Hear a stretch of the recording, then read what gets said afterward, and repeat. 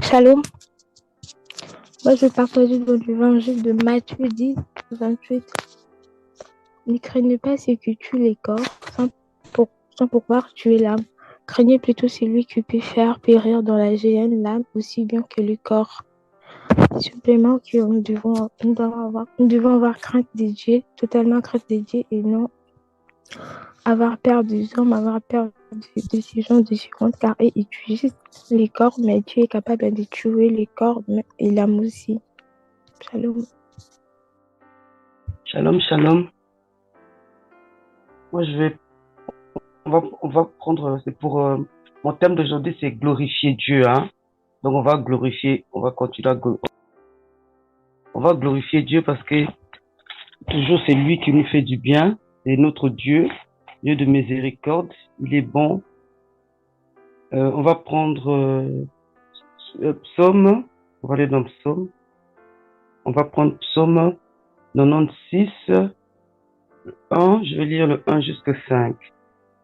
Donc, chantez à l'Éternel un cantique nouveau. Chantez à l'Éternel, vous tous, habitants de la terre. Chantez à l'Éternel, bénissez son nom.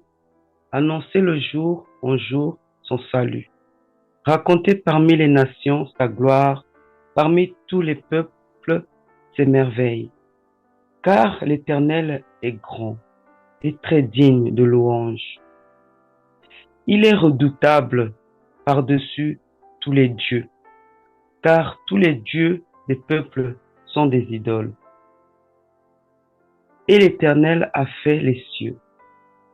Donc, c'est pour glorifier notre Dieu, hein, parce que notre Dieu, il est tellement merveilleux, on peut que l'adorer, on peut que le louer en tout temps, en tout temps. C'est vraiment, il est majestueux, notre Dieu. On va continuer. On va prendre le psaume 29, psaume 29, 1 et 2. Fils de Dieu, rendez à l'Éternel gloire et honneur. Rendez à l'Éternel gloire pour son nom. Prosternez-vous devant l'Éternel avec des offres. C'est ce que je voulais dire, vraiment. On doit rendre vraiment gloire à l'Éternel. On doit le louer, on doit le glorifier. Notre Dieu, c'est vraiment, hein, prions-le, glorifions-le, hein, vraiment le remercier vraiment, parce qu'il fait toujours du bien dans nos vies. Il est toujours là, notre Seigneur. Il faut le louer. On ne peut pas louer un autre Dieu, hein. Le mettre toujours devant nous. Comment l'adorer? L'adorer, c'est lui le Saint. Le Saint, le Saint, le Saint de nos vies. Hein. C'est lui qui prend soin de nos vies. Hein. Qu'on a un bobo, on a un quoi, on a un problème. On se confie toujours à notre Seigneur. Il est notre papa. Hein. Il est notre papa. Alors, avant de dormir, on doit le parler avec lui, on doit le glorifier, on doit le prier vraiment. On est toujours là avec lui, quoi. C'est ce que je voulais dire ce matin. Comment la gloire rend, on doit rendre notre Seigneur la gloire et l'honneur à son nom parce qu'il est tellement merveilleux. Il est tellement, il fait tellement beaucoup de choses. Hein. Il n'y a que lui qui nous fait du bien.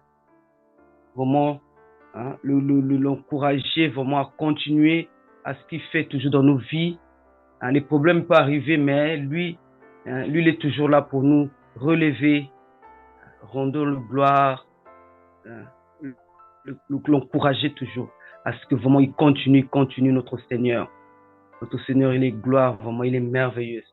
Il fait beaucoup de choses. On peut toujours on peut toujours l'encourager pour tout ce qu'il fait. Même s'il y a des choses mauvaises qui arrivent, mais rendons-le toujours gloire, remercions-le toujours.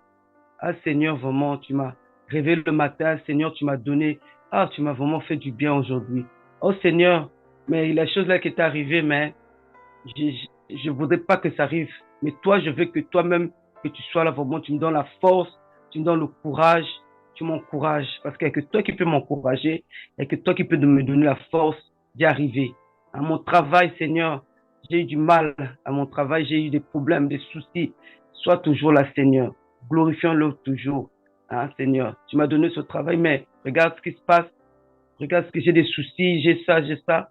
Mais avec toi, Seigneur, si tu m'aides vraiment, je vais vraiment arriver. Je vais vraiment arriver. Je vais toujours continuer à me battre pour mon travail, continuer à me battre pour mes enfants, continuer à me battre vraiment pour des choses. Seigneur, donne-moi vraiment la force, la force, la force. Parce que c'est toi le Dieu, c'est toi le Tout-Puissant. Parce que tu es le véritable Dieu. Encourageons toujours ce Seigneur-là parce que nos vies sont dans ses mains. Donc, nos vies sont dans ses mains. Il n'y a que ce Dieu-là qui peut nous faire du bien. Jésus-Christ de Nazareth, on ne peut pas l'oublier, on peut toujours être là. Il est saint, il est saint, il est saint notre Seigneur. Voilà, mes frères et sœurs, c'est ce que je voulais dire ce matin. Rendons toujours gloire au Seigneur, même si tu as des problèmes, mais mets toujours le Seigneur devant. Il va faire vraiment des miracles. Il va te rendre, il va te faire monter. Parce que Jésus-Christ aussi, dans la Bible, il y avait des choses qui arrivaient à Satan. Tout le temps, il faisait des jeûnes, il faisait des choses. Satan était là. Mais nous aussi, c'est la même chose. C'est pas pour ça que tu as eu un souci, que tu as eu un problème au travail, ou bien ton mari t'a fui, ou bien ta femme t'a fui. Tu dis, mais Seigneur, tu m'as abandonné. Non. Au contraire, continuons toujours, continuons toujours. Parce qu'il va voir, Seigneur, il va voir que, cet enfant-là, il m'aime toujours, cet enfant-là, il me met toujours devant. Cette personne-là, il me connaît. Je vais vraiment l'encourager, je vais toujours être là. C'est ça la gloire de notre Seigneur. Parce que c'est pas pour rien qu'il nous a mis au monde, c'est pas pour rien que il a fait ce monde-là. Donc il a fait ce monde-là pour nous. Donc nous pouvons toujours être avec lui. Être avec lui, qui nous encourage. Il est toujours là avec nous. C'est que lui, on peut se confier toujours à lui. Lui nous abandonnera jamais. Il nous abandonnera jamais parce que s'il nous a donné une vie, c'est pour que nous le glorifions, c'est pour que nous soyons vraiment avec lui. Voilà, mes frères et sœurs, c'est ce que je voulais dire ce matin. Vraiment, que la gloire du Seigneur soit avec nous, quoi. Amen, amen, amen. Amen. Shalom, bien-aimés. Je voudrais partager avec nous ce matin Marc chapitre 7, verset 33. Il le prit à part, loin de la foule, lui mit les doigts dans les oreilles et lui toucha la langue avec sa propre salive. Le verset 34, si on veut bien. Puis, levant les yeux au ciel, il soupira et dit, Ephata, c'est-à-dire, ouvre-toi. Aussitôt, ses oreilles s'ouvrirent, sa langue se délia et il parla très bien. Alors, ce matin, j'ai voulu partager ce verset avec nous pour montrer comment Dieu opère des signes, des miracles, des merveilles dans nos vies. Parfois, nous sommes dans la multitude, nous avons des soucis et nous pensons peut-être que c'est impossible, mais le Seigneur, pour opérer des miracles et des merveilles dans nos vies, a besoin de nous mettre à part hors de la foule afin d'avoir la plénitude de sa puissance s'opérer dans notre vie. Ce verset relate deux circonstances qui ont beaucoup occupé la sagacité des interprètes et donné lieu à diverses suppositions. D'abord, Jésus a pris à part le sourd-muet. Pourquoi a-t-il cherché à prendre à part le sourd-muet? Pourquoi a-t-il cherché à opérer ce miracle hors de la foule? Jésus a opéré de cette manière pour montrer que ce cas est un cas différent, un cas personnel sur lequel il faut plus d'action. Jésus qui a l'habitude de guérir à partir de sa parole, cette fois-ci, ne guérit pas uniquement pas avec la parole, mais avec d'autres moyens. On verra dans d'autres versets, Jésus dit, ta foi t'a sauvé. À d'autres, il dira, si tu crois, tout est possible. Et donc, par la parole, Jésus a toujours guéri. Mais ici, Jésus sort le malade de la foule, le met à part, lui met sur sa langue, sa salive et met ses doigts dans ses oreilles et parle. Jésus nous montre qu'à chaque situation, il faut un moyen spécifique ou une réaction spécifique. Pour dire quoi? À chaque situation, une prière spécifique. À chaque problème, il y a la manière d'aborder ce problème en Jésus. À chaque difficulté, il y a la manière de prier pour recevoir l'onction et la puissance de Dieu s'opérer de façon instantanée. Jésus aurait pu prier parler à ce sourd-muet. Mais le sourd-muet ne comprend pas. Parce que la plupart du temps, dans la guérison, dans les opérations de guérison de Jésus, qu'est-ce qui se fait? Jésus pose la question à l'intéressé et l'intéressé répond par la foi. Et cette foi par laquelle la personne répond s'opère de façon instantanée. Mais ici, en face d'un sourd-muet qui ne peut pas parler, Jésus a compris qu'il faut changer de stratégie parce que ce qu'il dit, le sourd-muet n'entend pas. Et donc, le sort de la foule et opère autrement. C'est ainsi que nous pouvons croire que, avoir confiance que tout problème que nous avons, rien ne dépasse Dieu parce que nous avons le Dieu des possibilités, le Dieu qui change les temps en circonstances, les temps et les circonstances.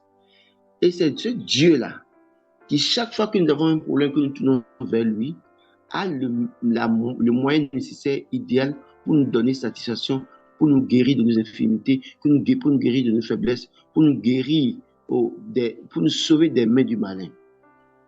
Donc ce matin, je partage ce verset pour que nous puissions avoir constamment les yeux sur Jésus, nous confier en Jésus, espérant qu'avec Jésus-Christ, nous avons la solution, quel qu'en soit le degré de problème, de maladie, de souffrance auquel nous sommes confrontés. Jésus a la solution idéale. Soit nous sortir de la foule, nous guérir, ou nous laisser dans la foule nous guérir. Mais la particularité ici, c'est quoi? C'est que Jésus, sortant le malade de la foule, le guérit, lui recommanda, parce que nous, verset 27, verset 36 d'abord, Jésus leur recommanda de n'en parler à personne, mais plus il leur recommanda, plus ils le publièrent. 37, ils étaient dans le plus grand étonnement et disaient, il fait tout à merveille, mais même il fait entendre les sourds et parler les muets. Et donc ce problème-là, qui semble te dépasser, que tu prends comme un problème qui dépasse l'entendement, Jésus a la possibilité de te sortir de la foule. C'est cette foule-là qui s'est déjà moquée de toi. Cette foule-là qui s'est foutue de toi dans une certaine mesure. Ses parents, ses frères et sœurs qui sont moqués de toi. Jésus a la possibilité de sortir de cette foule-là, opérer le miracle et que tu reviennes et que tous ceux-là, avec un grand étonnement, disent, ah, c'est lui que Jésus a guéri comme ça, c'est lui qui a une situation changée comme ça, c'est lui qui a une situation améliorée, meilleure, comme ça, oh là là, parce que Jésus a pris par là et Jésus s'est occupé de ton problème. Je voudrais ce matin que chacun de nous puissions avoir la foi, que rien n'est impossible à Dieu, que tout est possible à celui qui croit et que nous avons un Dieu des possibilités qui peut nous sortir de la multitude qui se moque de nous, opérer le miracle dans notre vie et nous ramener dans cette multitude afin que cette multitude puisse rendre grâce à Dieu, le Créateur du ciel et de la terre, par Jésus-Christ. Amen. Amen, ok. Gloire à Dieu. Moi aussi, je vais partager. Donc, je vais partager sur quelque chose qui est très important. Donc, juste pour dire que souvent, les bien-aimés qui prient, ils savent en fait ce que je veux dire. Souvent, quand nous passons des moments difficiles, des problèmes de dépression, de découragement, hein, on a par exemple l'impression que nos prières ne sont pas écoutées ou exaucées par le Seigneur. Voilà. Ou parfois, il y a des fois où on peut aussi passer par une spirale de difficultés au quotidien. Et ceux qui prient savent que si par exemple je suis menacé et que menacé, ça peut être soit par les difficultés de la vie, ça peut être par le licenciement, ça peut être, voilà. Il y a beaucoup de choses d'hostilité. Alors, si je prie, je dis Seigneur, fortifie-moi afin que quand je vais sortir, que toute attaque ou insulte ne puisse pas m'affecter. Et en priant ainsi, et ceux qui prient beaucoup, ils savent que des fois quand on sort et qu'on nous insulte, ou qu'on nous bouscule, ou qu'on nous parle mal, ça touche pas notre âme, ça ne touche même pas, et le corps ne réagit pas. Pourquoi? Parce que c'est comme si en fait il y a comme un manteau, ou c'est comme une puissance en fait qui, inonde nos vies et qui fait que cette puissance fait que on puisse pas euh, prendre attention ou réagir négativement à l'hostilité qu'on a reçue. Ouais, non. Et ce qui fait ça, c'est la prière. C'est quand nous prions pour quelque chose, on peut prier, Seigneur, j'ai mon fils qui est malade, ou j'ai ma fille qui est malade, ou j'ai mon père qui est malade, ou j'ai mon grand-père qui est malade. En priant, et après, on va se rendre compte que Dieu va agir, selon sa volonté, bien sûr, et que dès qu'on arrive, là, on voit, par exemple, l'enfant bien marcher, ou voilà, ou le grand-père bien s'exprimer. Ouais, non. Et les cas comme ça, on peut arriver, voilà, il y a mon fils, apparemment, ou voilà, ou mon petit frère qui s'est cogné contre la porte de l'école. Donc, on est paniqué, voilà, on court, mais les gens qui prient, c'est-à-dire que dans la maison, on prie, Seigneur, je vais partir à l'école pour voir mon petit frère, fais grâce. Et quand on arrive, souvent, la situation est changée. Voilà. C'est maintenant, la peur qu'on avait disparaît automatiquement. Pourquoi? Parce que Dieu a déjà intervenu. Donc, juste pour vous montrer la puissance de la prière. La prière, c'est une puissance pour les chrétiens et aussi pour les chrétiennes. Donc, on peut avoir des situations difficiles où on est tétanisé par la peur, ou voilà, ou des pressions. Ça peut être au niveau du travail, au niveau de l'école, au niveau de la famille. Voilà, toutes sortes de pressions où on a même des difficultés à trouver des solutions. Alors, nous devons savoir que la prière a la solution à toutes nos difficultés. En priant sincèrement, Dieu agit puissamment. On va comprendre quelques versets, juste pour essayer d'étayer tout ça. Donc, nous allons prendre par exemple Actes 4, verset 31. Je vais lire, que Jésus qui sont sur sa parole. Quand il eut prié, le lieu où il était assemblé trembla. Ils furent tous remplis du Saint-Esprit et ils annonçaient la parole de Dieu avec assurance. Donc ici, on voit bien l'effet de la prière, mes bien-aimés. Donc la prière a une puissance. Quand nous prions, parce que j'ai été convoqué, soit par le directeur, soit voilà, pour le licenciement. Quand nous prions dans nos maisons, l'idée c'est de ne pas laisser la peur nous envahir. Au contraire, nous devons prier. Seigneur, j'ai reçu une convocation, soit de la police, j'ai reçu une convocation, soit pour le divorce, j'ai reçu une convocation, soit pour le licenciement. Nous devons prier. Quand nous prions, je dis bien, ceux qui prient souvent, ils savent ce que je dis. Quand nous prions, il y a toujours des retournements de situation, sauf si c'est Dieu qui permet. Il y a toujours des retournements de situation. Nous allons lire 2 Rois 6, verset 17. Élisée pria et dit, Éternel, ouvre ses yeux pour qu'il voie. Et l'Éternel ouvrit les yeux du serviteur qui vit la montagne pleine de chevaux et de chars de feu autour d'Élisée. Bien aimé, la prière, c'est une puissance pour les chrétiens. La prière, c'est une puissance pour les chrétiennes. Mais bien aimé, nous devons l'utiliser au maximum. La prière fait que si nous sommes remplis d'inquiétude, nous sommes remplis de toutes sortes de dépressions, mais le fait de prier, Seigneur, secours-moi, Seigneur, aide-moi, Seigneur, tire-moi de toutes ces dépressions, Dieu, il va agir puissamment. Et quand Dieu va agir, à ce moment-là, on va se dire, ah, mais qu'est-ce que j'ai... C'est-à-dire qu'on saura, on va être étonné, vous dire, voilà, mais pourquoi j'ai été enfermé comme ça, peut-être pendant une semaine, dans la dépression, dans tout ça, en tant que la solution était juste devant moi. Il y a des cas où il y a une tension à la maison, où c'est le mari ou la femme, il y a une tension. Mais tant que l'arme de la prière n'est pas utilisée, il y aura-t-il des tensions à la maison. Mais non, si on se retire et qu'on prie, Seigneur, il y a trop de chamailles à la maison, il y a trop de disputes à la maison, il y a pas mal de choses. On prie sincèrement, Dieu va agir. Et nous allons constater que la maison maintenant, il y a ce qu'on appelle, il y a un changement en fait qui s'opère Et nous, on va constater qu'effectivement, il n'y a plus de chamaille, il n'y a plus de dispute. Il n'y a plus de dispute. Au contraire, maintenant, il y a le dialogue, il y a la joie, l'amour. Voilà, nous, mes bien-aimés. Alors, si on sait que ça marche et qu'on a déjà fait une fois, ça a marché, et qu'on a fait peut-être une fois, j'étais en danger, j'ai prié, Seigneur, secours-moi, les pompiers sont arrivés et ils ont retenu ma voiture, ils m'ont soutiré de la voiture et je suis passé à l'hôpital. J'étais sain et sauf. Alors, si on sait que ça marche, mais pourquoi ne pas l'utiliser dans tous les domaines, mes bien-aimés? Pourquoi ne pas l'utiliser constamment? La prière, mes bien-aimés, marche. On le sait tous que ça marche. Mes bien-aimés, nous devons l'utiliser au maximum.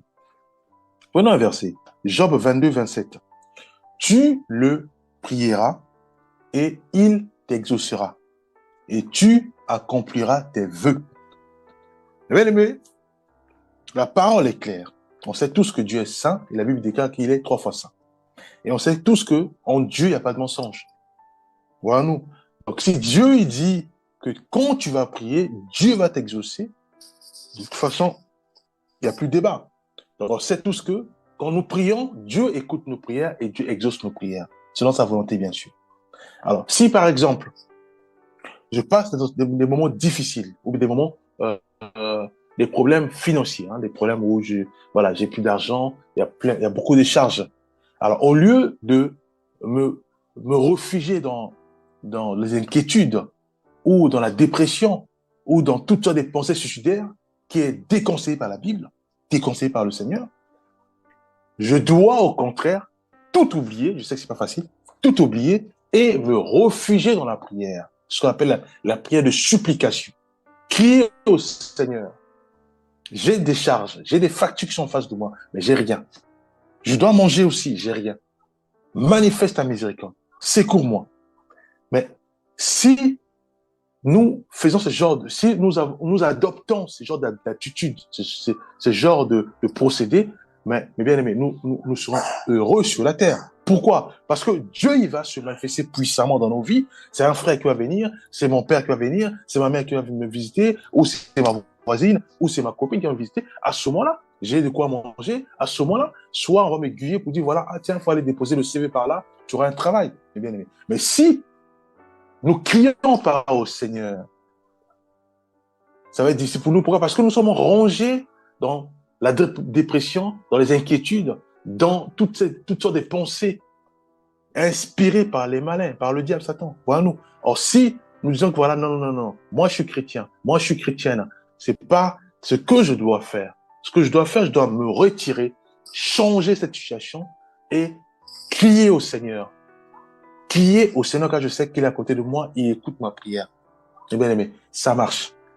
Et si on sait que ça marche, nous devons l'utiliser au maximum. Nous devons maintenant avoir ce qu'on appelle d'autres mentalités. De dire que voilà, si j'ai quelque chose qui m'arrive, aussitôt je dois prier. Parce que quand nous prions, Dieu se déploie puissamment, bien aimé. Matthieu 26, que nous connaissons tous, Matthieu 26, 41. Veillez et priez, afin que vous ne tombiez pas dans la tentation. C'est quoi la tentation? C'est tout ça. La tentation, c'est les pensées suicidaires. La tentation, c'est un péché. La tentation, c'est tout ce qui est culpabilité. La tentation, c'est quoi? C'est le vol, parce que on n'a pas d'autre solution. On ne prie pas. On se dit, voilà, j'ai rien à manger, je dois aller voler. Non, ça c'est la tentation. Il y a une solution qui marche, et qui marche parfaitement, c'est la prière. C'est la prière.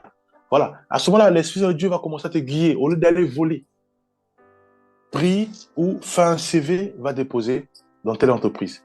Mes bien-aimés. Ça marche. Ou va voir ton grand-père, parle-lui de ton problème. Ton grand-père va te dire, voilà, avec mon expérience, voilà ce que tu dois faire. Voilà, non. La tentation, c'est le fait de t'énerver. Parce que il y a la crise, il y a les difficultés à la maison, et maintenant, on te demande la nourriture, sachant que tu sais qu'il n'y a pas la nourriture, tu sais que l'enfant aussi sait qu'il n'y a pas la nourriture, mais il te pose quand même la question, et tu t'énerves. Et c'est la tentation aussi. Et Dieu nous dit quoi? Il nous dit, veille et tu pries. Nous devons veiller et aussi prier. Quand nous prions, Dieu se déploie puissamment, et à ce moment-là, c'est ta copine qui est venue voir, te voir pour dire, voilà, tiens, apparemment, il y a pas mal de choses là-bas, il y a peut-être à manger là-bas. Voilà. Donc, nous devons prier. Prenons un verset, 1 Roi 9, verset 3. Et l'Éternel lui dit, j'exauce ta prière et ta supplication que tu m'as adressée. Je sanctifie cette maison que tu as bâtie pour y mettre à jamais mon nom et j'aurai toujours là mes yeux et mon cœur. Voilà, nous, il y a des bien-aimés qui ont compris que pour réussir dans la vie, il faut prier. Salomon. Pour être intelligent, il faut prier. Pour vivre heureux, il faut prier. Pour être en paix, il faut prier, mes bien-aimés. Donc, la liste, elle est longue. Pour avoir une famille stable, la prière. Pour être en accord avec toute ta famille, c'est-à-dire que tes grands-parents, voilà, toute ta famille, la prière. Pour vivre dans la joie avec tes voisins, avec tes collègues, la prière. Mais bien aimé, la prière, c'est une arme très puissante pour les chrétiens et pour les chrétiennes. Donc, nous devons l'utiliser. Ça veut dire que nous ne devons plus aujourd'hui, si par exemple on me dit, voilà, il y a ton mari qui apparemment il a l'accident, ça ne sert à rien de nous affoler, non. Ça ne sert à rien d'être paniqué, non. Nous devons savoir qu'effectivement il y a l'accident. C'est une information qui fait très mal, qui nous bouscule. Mais nous devons aussi savoir que avant de sortir de ma maison, avant d'aller voir mon mari, je dois me mettre à genoux et prier. Seigneur, je ne maîtrise rien. C'est toi qui m'as créé, c'est toi qui connais toutes choses. Maintenant, touche mon mari qui est là-bas parce que j'ai entendu l'information, fais grâce que cette situation change automatiquement. Et après, à ce moment, on sort. Et à ce moment, là-bas, on va juste constater que non, le mari, il se porte bien. Peut-être la voiture, elle est abîmée, mais le mari se porte bien. Et à ce moment-là, qu'est-ce qu'on fait? Nous, on va juste témoigner, c'est tout. Qu'avant de sortir, j'ai prié. Donc, mes bien-aimés, la prière, c'est quelque chose, c'est une arme, mes bien-aimés, que nous devons l'utiliser au maximum dans tout ce que nous faisons. Voilà, je suis riche. Je dois prier, Seigneur, fais que cette richesse ne puisse pas altérer ma foi envers toi. Parce que souvent, ils disent toujours que, voilà, quand on est riche, on est bien, à ce moment-là, on ne prie plus. On dit, voilà, mais j'ai l'argent, je peux faire tout ce que je veux. Or là, la condition pour avoir le salut, c'est la foi en Christ. Donc, nous devons aussi prier, Seigneur, certes, tu m'as béni, mais fais que cette bénédiction ne soit pas ce qu'on appelle l'occasion de chute pour mon salut. Donc, je dois aussi prier. À ce moment-là, Dieu va commencer à se manifester, à dire, voilà, ah, maintenant, tu vois, la richesse, oui, c'est bien, mais il ne faut pas trop te confier à la richesse, mais confie-toi plutôt au Seigneur. Voilà, nous. Donc, la prière, ça marche dans tous les domaines. Donc, nous devons saisir l'arme de la prière pour décimer les tentations, hein, comme dit dans Matthieu 6, 26, 40, 41. Voilà, nous. Lisons quand même Actes 8, verset 15. Ceci arrivait chez les Samaritains. Prière pour eux, afin qu'ils reçussent le Saint-Esprit. Même le Saint-Esprit, c'était par la prière. Pierre fit sortir tout le monde. Acte 9, verset 40. Se mit à genoux. Pourquoi? Parce que on dit que voilà, il y avait, voilà, je veux comme lire. Et pria. Puis, se tournant vers le corps, il dit, Tabitha, lève-toi. Elle ouvrit les yeux et, ayant vu Pierre, elle s'assit. Voilà, nous. Donc, même dans les situations terribles où il y avait la fille, elle était morte, Pierre, il sort parce que ce sont les apôtres qui ont maîtrisé, qui ont compris que on vit par la prière. Notre respiration, c'est par la prière. Parce on a la foi en Christ. Voilà, nous. Donc, ils maîtrisent cela. Donc, ils connaissent, ils savent que c'est la prière qui marche. Voilà, nous. Donc, c'est pour ça que quand ils arrivent, ils ne sont pas paniqués. Il y a des gens qui pleurent. Il n'est pas paniqué, Pierre. Il sait que c'est par la prière. Qu'est-ce qu'il fait? Il sort tout le monde par la foi et il prie. Parce qu'il sait qu'il a déjà fait ça souvent. Ça a toujours marché. Alors, pourquoi laisser cette arme? Il continue à le faire et en le faisant constamment, automatiquement, il est en train d'amplifier son corps, son âme, son esprit à utiliser constamment cette arme de la prière. Voilà, nous. Donc, voilà ce que je tenais aussi à partager. Donc, nous devons vraiment, pour nous encourager vraiment à beaucoup prier. C'est des choses même qui sont banales. Hein. C'est toujours bien de prier parce que le diable, on sait tous, hein, le diable, on sait tous que aujourd'hui, on a, on peut, pour ceux et celles qui sont encore dans les situations administratives, hein, pour ceux et celles qui demandent par exemple une nationalité, soit en Suisse, soit aux États-Unis, ouais, on sait qu'il y a beaucoup de Français qui sont aux États-Unis qui cherchent aussi une nationalité. Voilà, c'est un peu compliqué, ou même ici aussi en Europe. Voilà, nous. Donc on peut dire, voilà, on reçoit par exemple un courrier pour dire, voilà, c'est bon, on va te recevoir, apparemment ton dossier est recevable. Ça peut être aussi au niveau des banques. Voilà, nous. Donc, automatiquement, on se dit, voilà, ah, c'est bien, j'ai reçu, j'ai le courrier, donc ça veut dire que c'est bon. Mais on oublie que le diable, lui, c'est pas palier qu'il attaque. Aujourd'hui, tu as le courrier. Après, il met encore d'autres paliers. Donc, il y a toujours des attaques. Tu arrives, on dit, voilà, et ça manque ce document-là. Alors, sans compte, mais c'est aussi ce qu'on appelle les paliers. Donc, rien n'est acquis. Chaque épreuve que nous traversons, il y a toujours des tentations. Donc, il y a toutes les tentations par ligne. Donc, quand on convoque, on dit, voilà, donc c'est bon. Hein, pour ceux qui demandent les crédits, c'est bon, on a fait les simulations, voilà, tu es recevable. Alors, tu vas faire des papiers, tu fais tout, tu reviens, non, apparemment, c'est plus bon. Mais qu'est-ce qu'il y a eu entre-temps? Puisqu'on tout à l'heure, il a dit que c'était bon, je reviens avec les documents, tout, on m'a dit que ce n'est plus bon. Mais, bien aimé, chaque niveau, il y a toutes les attaques. C'est pour ça que nous devons prier. Prier, donc rien n'est acquis. Donc, si on dit, voilà, aujourd'hui, on va te donner la nationalité américaine. C'est bien, tu as juste un courrier. Maintenant, tu dois prier. Tu dois encore prier. Parce que rien n'est encore acquis. Tant que tu n'as pas toujours prier. Prier, prier. Pourquoi? Parce que il y a encore d'autres barrières, d'autres attaques. Voilà. C'est important que nous devons savoir, que nous devons réaliser que la prière, nous devons l'utiliser au maximum. Même si on a des bonnes nouvelles, mais toujours prier, Seigneur, manifeste ta puissance. Je sais que tu as commencé à achever ce que tu as commencé. Voilà, je tenais à partager. On va prier. Père, nous te rendons grâce pour toutes tes paroles que nous devons entendre, nous venons d'écouter. Aide-nous, Père Céleste, à mettre tout cela en pratique. Nous croyons en toi, Père, car nous croyons que tu es fidèle. Père, tu es fidèle. Et nous croyons que tu vas nous aider à marcher vraiment en obéissant à toutes ces paroles que nous avons entendues. Bénis, Père, tous nos bien-aimés et nos sœurs, et fais-nous grâce, Père Céleste, vraiment d'être dépendants de ton Esprit Saint. Au nom puissant de Jésus-Christ, nous avons ainsi prié. Amen.